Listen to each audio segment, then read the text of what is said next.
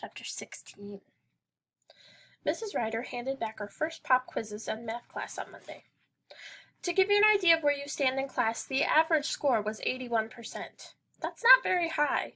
It means some of you aren't paying enough attention. If you have questions, don't be afraid to ask. If you scored below a 65%, you received an F, which means you have to get your quiz signed by your parents tonight. I looked around to see who got Fs, but nobody frowned or groaned when they got their quiz back. Everyone either had really good poker faces, or Mrs. Ryder was exaggerating about the bad grades. She finally dropped off my quiz and patted it on the desk. "Make sure you get this back to me tomorrow," she said out loud, and everyone in class went, "Ooh." I looked down at the quiz, and on top it read, 14%, F-. An F-? I didn't even know that was possible. A 14%? How could I have scored so low? After class, I pleaded my case with her. "I'll show my parents the quiz, but do they have to sign it?" I asked. "They hate signing stuff. They're paranoid about having their identity stolen. We have an uncle who lost it all because he was talking to a telemarketer one day. Now he's in a shelter eating unlabeled cans of soup. You also have to answer all the questions again on a separate piece of paper." "You're giving me more homework?" I asked, although technically I hadn't done any of it all semester, but still. That night I couldn't eat during dinner. Mom had made chicken pot pie, which I can't stand to begin with, because the fact is pie should always be filled with dessert. I do like the square-shaped carrots, though, because the shape makes them feel futuristic.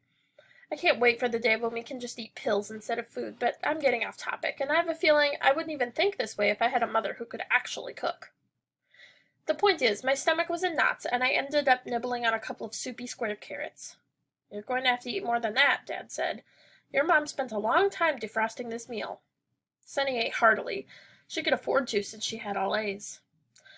"By the way, I have something you have to sign later," I said casually. "What is it?" he asked. "Oh, nothing important, just something for math class." "Are you going on a field trip?"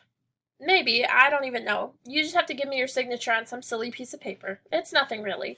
Just let me know the next time you're signing bills and checks, and I'll have you add your John Hancock to it. No biggie." "Nonsense, go run upstairs and get it." I exhaled softly. I trudged up to my room and took out my math folder. I turned the quiz upside down and slid the bottom of it out of the folder so you could only see the blank white space. I went back downstairs. "Okay, sign here," I said. "What is it? Let me see," Dad said. "He's hiding something," Sonny said. "Make him show you the whole page." "Believe you me, it's just not worth your time," I said, giving Sonny the evil eye.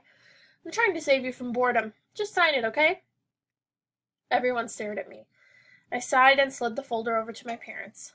Dad took out the quiz and Mom cried, 14%?" Sunny's eyes got big. She scooted out of her seat and stood over Mom. "You only answered 1 out of 10 questions right," she said. Her forehead crinkled. "That means she gave you 4 bonus points for correctly signing your name." "How did you do so terribly on this quiz?" Dad asked. "Well, for one thing, it was a pop quiz." "You just added and subtracted the numbers," Sunny laughed. "I know." I jumped on this factoid. "So shouldn't I have gotten half credit on all the answers then?" "How are we possibly related?" She stared at me. "Sonny, you're going to have to teach your brother how to do this kind of math. I have to finish up some work tonight," Dad said. "I don't have time for this," she cried. "And I don't need her help," I said. "Yes, you do," he replied. "But it never works," I complained. "You tried to get her to help me practice recorder, remember?" "Sonny said you refused to practice," Mom pointed out. "Exactly. Some teacher, huh?" I replied. It suddenly dawned on me for the first time that maybe I intentionally didn't practice the recorder because I didn't want Sonny to be praised for rescuing me. I didn't mention this to them, though, because it would only get me in trouble. Dad turned to Sonny. "Sit with your brother and teach him what he did wrong. I'll sign this once you figure out all the right answers." "This isn't fair," Sonny groaned. "Why can't you just accept that he's hopeless? It'll make life easier for all of us." "You're referring to yourself as us, which is plural," I said, winking at my dad. "See, I'm more of an English guy than a math guy, really." He stared at me like I was an alien with a solid grasp of the English language. "No arguing," he said. "That's final." After dinner, I had to sit with Sunny in the dining room, and she tried to teach me how to do the math. "So what do you actually know?" she asked. I took out a piece of paper and wrote my name in big letters. Peter. "That's not funny," she said. "I don't consider 4 points a laughing matter either," I replied. She sighed and pointed at the parentheses in the first problem. What are these? It means the numbers inside are secret. She rolled her eyes. Do you pay any attention in class? I'm not being serious, I pointed out to her. That's exactly your problem. You don't take it seriously, and that's why you're failing. But I'm never going to use this math in real life, so what difference does it make? It doesn't matter. If you don't do well, you won't get into college. That's in like 30 years. I'll be a millionaire by the time I graduate high school because of my inventions. 30 years? She gaped at me. You can't even do basic addition. Again, I think you're not getting my humor, I said. You don't get it. Plus, you'll get kicked out of the tag program if you don't maintain at least a B average. That's ridiculous. What do my grades have to do with inventing? It's called the academically gifted program, you idiot. Of course your grades matter, she said. My stomach fell. You don't belong in there anyway. Miss Schumacher would never allow it, I said softly, but I had a sinking feeling Sonny was right. It's not fair. You're the one who thought the oval looked like a spider. How's it going in here? Mom asked, entering the room. He's hopeless. Can I go now? Sonny asked. Not until he figures it out. But that'll take forever, Sonny cried. My mom just ignored her and went back into the living room. My sister and I resumed glaring at each other. Look, I finally said, we both want to get out of here, and the only way is if you answer the questions correctly for me and say I learned it. She considered it for a couple of seconds. Fine, she replied and started filling in the answers. I watched her race through the quiz. She kept shaking her head and rolling her eyes to show how easy it was for her, and I started daydreaming about one day having to tutor her for something and make a big fuss out of how dumb she was, just so she could see how lame it is for someone to do that. But then she'd probably point out that if I was the bigger man, I wouldn't have stooped to her level in the first place, in which case I'd have to explain that it's really creepy when you just sit there with your mouth open staring into space, she said. Now come on, just copy it over in your handwriting and we can be done here. I started copying her answers onto a fresh piece of paper, but then I got the feeling she was sabotaging me or something. Are you sure these are all right? I eyed her suspiciously. Most of them. That's what I thought. Come on, they all have to be right. Mrs. Ryder would never buy that you could go from getting a 0 to a perfect score just like that. It has to be realistic. Actually, it was a 14%, remember? I corrected her. She rolled her eyes. Just hurry up and finish copying the answers. I have homework to do. When I was finished, I showed it to Dad, and he finally signed the quiz. I don't want to see another one of these again, he said. I tried not to show you in the first place, I said. This isn't a joke. I wasn't joking. Oh, Peter, he said, and took off his reading glasses and started rubbing his eyes. By the time he opened them, I was long gone. I went back to my room to call Drew and told him what Sonny had said. She's lying, right? Your sister wouldn't lie, he said. You're going to have to pull up your grade in math class. It's too late. I'm too far behind because I haven't been paying attention in class. What we need to do is make an amazing prototype for the invention contest. Peter sighed into the phone. I thought we were focusing on making people believe we're popular in other towns, he asked. This is way easier because I already know I'm the best inventor. We need to focus on the inventions contest. They wouldn't kick out the star of the class, right? I guess not, Drew said, but he didn't sound nearly as excited about my new plan as I figured he'd be. I met up with Drew at Corbett Canyon after school the next day, and we tried to figure out which invention to make a prototype for. The mini cats idea, unfortunately, was still in development stage, according to Miss Schumacher. The Mr. Home Security was a no-go, too. I felt like I needed to be an electrician to even begin to know how to rig that up. And the urban sound machine idea had already gotten shot down. I whimpered. Even though I had 3/4 of my inventor's notebook filled, I didn't have a single idea I could possibly take to the prototype stage. Maybe we could tape record construction sounds and glass breaking and play it during the competition to see if Carson conks out, Drew suggested. He'll just force himself to stay awake, I replied, feverishly flipping through the pages. I guess that leaves the self-lighting cigarette. I don't know about that one. Smoking's really bad for you. I can't get smokers to stop smoking, but at least I can get them to stop killing so many trees and wasting so much precious fuel lighting them, I said, but he frowned. I don't have a choice. It's my only doable idea. I don't know, Drew said. Besides, you can't make a prototype of that without the real thing. Huh? You'd need cigarettes to make a prototype, right? He was right. Great, I thought. Another wrinkle. Since none of our parents smoked, we biked to the 7-Eleven. We spotted a high school kid smoking a cigarette in the parking lot by the green dumpster. Jackpot. I said to Drew when we rolled up to him. Hey, guy, could you buy me a pack of cigarettes? I have money. Smoking's bad for you, the high schooler said. At first, I thought it was kind of touching how this older kid was looking out for my general health like this, but then I realized he was lying a second later when he took out a pack of gum and Drew asked him for a piece. Sorry, dude, gum's bad for you, he muttered, then walked away. It was sugar-free gum, though, Drew said sadly to nobody in particular. I guess we're going to have to buy cigarettes on our own, I said, but I don't even look close to 18. You don't even look like you're 12, Drew said. You're only 4 pounds heavier than me, I shouted. Hey, I didn't say I looked any older. I sighed. Well, those 4 pounds don't lie. I guess you just have to go in and see if they'll sell cigarettes to you, and then we take it from there, I said. No way, it's your invention. But we're partners, Drew. He pursed his lips and shook his head. My legs started shaking, as if I was at a sleepover at Drew's house and we'd just run out of candy. We parked our bikes by the air pumps in the back in case we needed a quick getaway. I was tempted to pop some quarters into the air pump so I could blow mulch all over the place for fun, but I forced myself to focus on the mission. I took out the emergency $20 bill my parents made me keep in my wallet in case I ever get abducted and manage to escape and need to catch a bus home or something. I pulled open a glass door and headed inside. As I entered the store, there was a fake bell sound and I winced. The cashier, a middle-aged woman reading a newspaper, looked over at me and nodded before returning to her reading. This gave me a little confidence. I figured maybe she'd be so into whatever she was reading that she wouldn't even notice I was actually 12. I went up to the counter. Then I had to step back so she could see me. I cleared my throat. Can I help you? She said, not looking away from her paper. Excellent. Oh, hey there, I just got off work, I said, fake yawning. I just need a pack of smokes and a lottery ticket. Wait, scratch that. I forgot. The city doesn't pay me till Thursday. Just give me the smokes and I'll come back tomorrow for the lottery ticket. She finally looked at me. Her eyes were half-lidded, which didn't look promising. It's the same expression Fluffy gives me right before she tries to claw my eyes out. How old are you? She asked. I tried to smile at her in a flirty way, but I probably looked like I was having a double hernia or something. How old do you want me to be? I replied, because that's something I heard a lady say to a guy in an R-rated movie once. Only in the movie, the lady's voice didn't crack when she said it. I think they were both drunk, and even though I didn't see the end of it, I'm pretty sure the guy shot the lady at the end. Do you want me to call the police or your parents? She asked, picking up the phone, and I sprinted out of the store to the air pumps where Drew was waiting. He must have guessed it was going to go badly, because he was already on his bike, holding mine up next to him as if we were riding horses in an old western.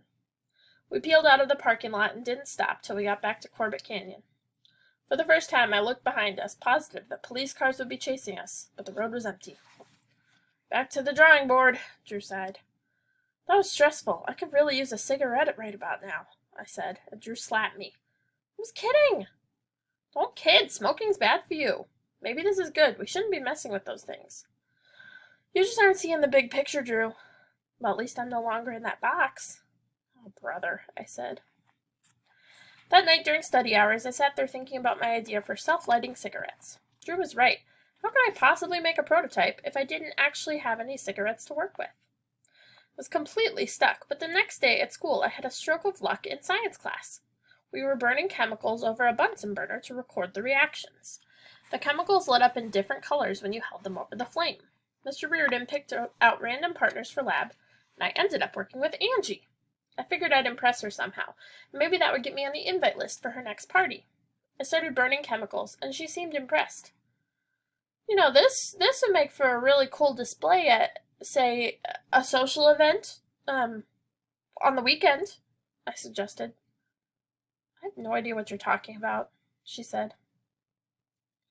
I sighed. She started recording results in her lab notebook, but all was not lost because for once I actually enjoyed science class. I just mindlessly burned stuff over the Bunsen burners for a few minutes until Angie started complaining. You're wasting the phosphorus. We need more of it, she said. Come on, we have to burn 7 more chemicals before class is over. But I like the yellow color this one makes, I said. Mr. Reardon stopped by our station. Do you know what phosphorus is used for? He asked. Nope, I said, scorching another piece over the Bunsen burner. It's used in making matches. That's really interesting, I said, not really paying attention at first. But then a second later, something clicked. Wait, what? Basically, when combined with friction, it causes the flame to spark on the tip of a match, he explained. That was it! The key to my prototype was to simply glue some phosphorus to the end of a cigarette, then you could just rub it on the tip of a matchbook surface. I could get a hold of an empty cigarette pack and glue the striking surface of a matchbook to the side, and then I could just make a substitute cigarette by finding something roughly the same size and shape as one, and glue phosphorus to the tip. That would be my self-lighting cigarette for the competition. Which meant I was going to have to steal some phosphorus from the class in order to build my prototype. I'd never stolen anything before, but it wasn't really stealing, I reasoned, because I was planning on returning the vial when I was done. Besides, if I got busted, I could just say I did it in the name of science, and who would appreciate that more than the science teacher? The period was almost over, and Mr. Reardon returned to his desk. I waited for Angie to start talking to Heidi sitting next to her, and when the coast seemed clear, I casually grabbed 2 vials of chemicals and slipped them in my pocket. The bell rang. Mr. Reardon announced the homework assignment, and then we all poured out the door. When I got home, I found some matches in the living room, grabbed a spoon from the kitchen, then ran up to my room and shut the door. I opened the vial of phosphorus. I even put on an old pair of sunglasses for protection, just like in science class. All I had to do was glue some phosphorus to the end of the eraser, but since I'm addicted to fireworks, I really wanted to light up the crystals and see that bright yellow color one more time before working on the prototype. The phosphorus crystals were like chunks of rock salt, and I tapped out a spoonful into my hand. I smelled them. I licked them. They tasted salty. Very interesting. I jiggled most of them back into the vial. Some fell on the carpet. I took a single crystal and placed it on the spoon. Usually in lab we'd use metal pincers to pick up a single crystal and hold it over the Bunsen flame. I carefully lifted up the spoon, lit a match with my other hand, and held the flame under the spoon. 5 seconds passed. 10. I knew it would take longer because I first had to heat up the spoon, but the match went out. I lit another. It stared at the crystal like it was a kernel of popping corn. The match burned down to the nub and singed my fingers. Why wasn't this working? Maybe I needed to light more than one crystal at once. I sprinkled more phosphorus onto the spoon, but it still wouldn't light up like it had in science class. It smells like matches, Sonny said, coming into my room. Get out of my room, you know the rules, I said without looking up. There's no rule that I can't enter your room. What are you doing? I'm working on my prototype for tag class. Are those chemicals from the science lab? I have special permission because I got to class late and he said to do it at home, I lied. I think these chemicals are defective anyhow. You moron, a match won't produce nearly enough heat to ignite them. I really have to pay more attention in school, I thought. Did you steal those from the lab? She asked. I said I'm only borrowing them for an experiment. I'm going to return them tomorrow. Eventually she left. I kept messing around with the chemicals, and when I heard the garage door open 10 minutes later, I placed everything in my desk drawer and closed it.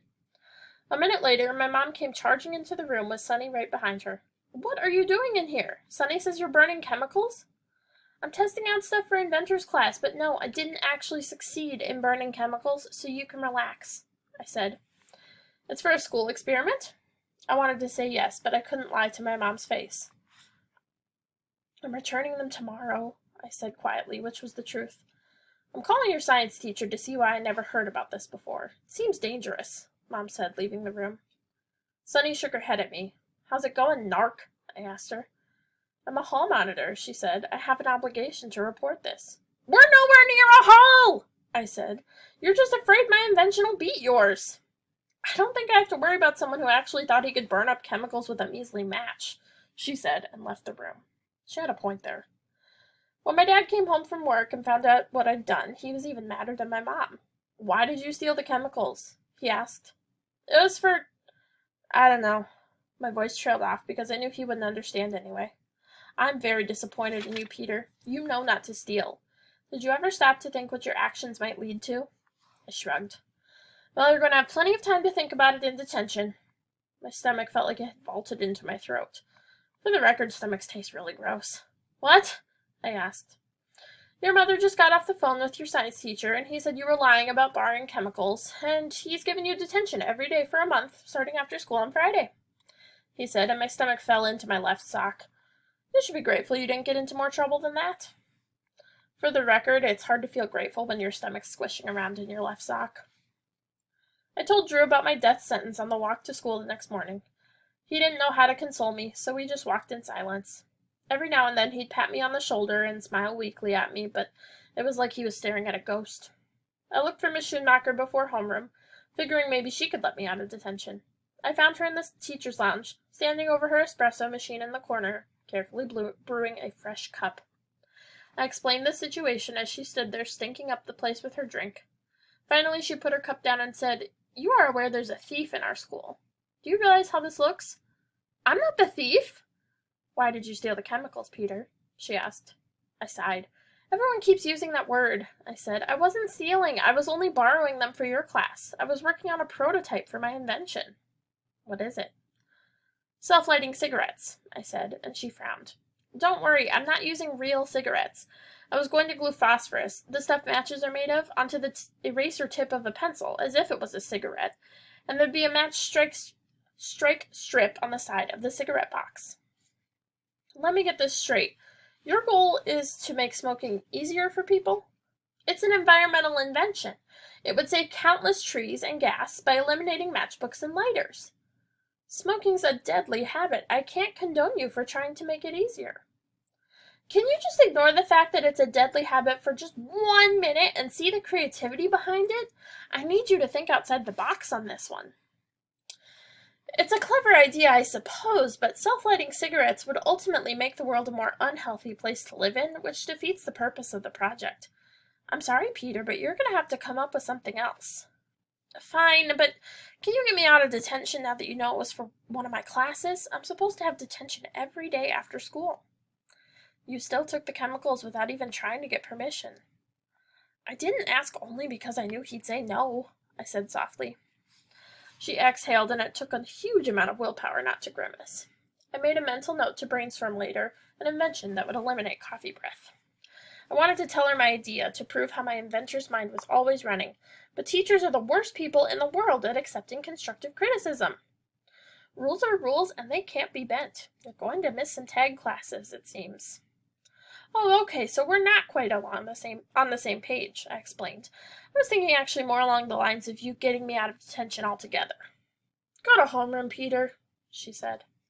I tried to explain that tag was the only class I even liked, but she shooed me out, filling the room with her espresso breath with all the shooing, so I had no choice but to leave. Sunny was in the hallway, and she looked weird. That is, she always looked upset. That's how intense she was about school. But this time I noticed she had a creepy smile plastered on her face. "What's with you?" I asked. Her smile faded. "What?" she snapped. "You had a big creepy smile on your face just now." "So? Were you spying on my meeting with Miss Schoonmaker?" "As if I even care what happens to you," she scoffed and then stomped off.